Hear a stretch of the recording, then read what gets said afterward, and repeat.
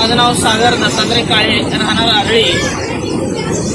आमच्या गावामध्ये रात्री तीन वाजल्यापासून पाऊस चालू झालेला आहे आणि त्या पावसामुळे आमच्या गावच्या नदीला पूर आलेला आहे. या पुरामुळे आमच्या गावात जे शाळा आहे, शाळेची लेकरं किंवा शेताला जाणारे यांची वाहतूक थांबलेली आहे. आपण बघू शकता एकदम अत्यंत पूर परिस्थिती झालेली आहे.